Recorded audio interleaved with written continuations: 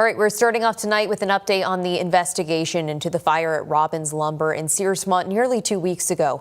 Investigators with the State Fire Marshal's office released preliminary findings today. They believe the fire started accidentally.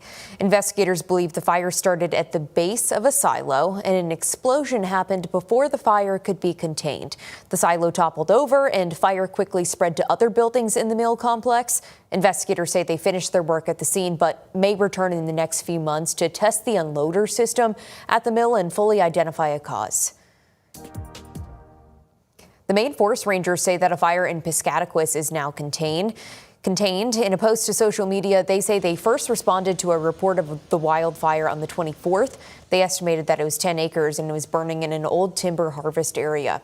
They said today that the fire near Pine Stream is now about 25 acres, but there's no threat of future growth. Crews will continue to monitor the fire over the next several days. The cause of the fire is under investigation. North Penobscot Road is back open after a pressurized vessel was found there earlier today. That's according to the Penobscot Fire Department. Penobscot officials said the object was similar to a propane tank. They say it could have fallen off a vehicle and believed there was a chance it could rupture. The Maine Department of Environmental Protection was called to assess the situation. There have been no reports of injuries or leaks connected to the tank. Again, North Penobscot Road is now back open. A photographer is still recovering after he was stabbed at a wedding over the weekend. It happened at Kingsley Pines Campground in Raymond. Today, the man accused of doing that crime faced a judge for the first time. Andrew Manderson from Scarborough is charged with elevated aggravated assault. The judge today set his bail at $50,000 cash. Manderson was attending his cousin's wedding on Saturday when he allegedly stabbed one of the wedding photographers, Donald Halsing, on the dance floor. That's according to the other photographer there, Ashley Wall. Today, lawyers said there's no known connection between the two men. The defendant, after that was described to police, he had blood on his hands. He denied anything happened. He did acknowledge that he had a pocket knife in his pocket, which when retrieved by officers appeared to have blood on it. Attorneys say Halsing is still at Maine Medical Center recovering from surgery. Meanwhile, Manderson is still being held at the Cumberland County Jail. State Representative Randall Hall will spend 2 days behind bars as a result of a plea deal reached in court today. Hall pled guilty to falsifying signatures while attempting to qualify for Maine Clean Elections funding in 2024. Prosecutors say Representative Hall tried to get extra money through Maine's Clean Elections Act by turning in 10 forms with false signatures from campaign donors. This happened during his 2024 campaign. The assistant director of the Maine Ethics Commission says Hall disregarded the law. His actions disregarded the laws he swore to uphold 4 times as a member of the Maine House of Representatives.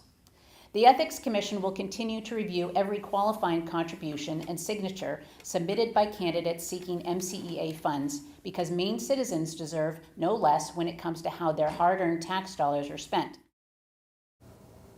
Hall currently serves House District 74, which covers towns like Avon, Carthage, and New Portland. Today, Governor Janet Mills joined advocates in announcing a new program to help survivors of sexual assault and give them more transparency. News Center Maine's Sean Tessler shows us what the new program is and how it will help. Tuesday afternoon, Governor Janet Mills and advocates from the Maine Coalition Against Sexual Assault announcing a new program that allows 24/7 tracking for sexual assault kits. It's really exciting because, again, it's really about empowering survivors. Katie Roberts is a nurse at St. Joseph's Hospital and administers sexual assault forensic exams. It gives them the opportunity to collect any potential biological evidence on their body and potentially could be used in the judicial system. Previously, victims wouldn't know where their kits would be once the test was complete, but that will soon change. They'll be able to track this kit throughout its lifespan, know where it's going, what's happening with it. It takes away that mystery. Our primary focus is always making sure that when someone is the victim of a violent crime and they choose to engage in the criminal justice system, that they feel heard, centered, respected. Carly Fisher is the public policy director for the Maine Coalition Against Sexual Assault. She says the old system of tracking kits was almost non-existent. The only way to get an update on where that kit is or where it is in the process, like if it's being tested or not, is to either be calling the investigator on that case or to be sitting at home and waiting by the phone. Governor Mills included funding for the program in April's supplemental budget. I am determined to make sure that the state of Maine and state law provides the strongest possible protection against sexual assault. Advocates say they expect the funds for the program to flow in late summer or early fall. In Bangor, Sean Tesler, News Center, Maine. If you or someone you know has experienced sexual violence, you are not alone and help is available. You can call the Sexual Assault Helpline at 1-800-871-7741. Again, that number is on your screen, 1-800-871-7741. The helpline is available 24 hours a day, 7 days a week. Resources and support are also available online at mecasa.org.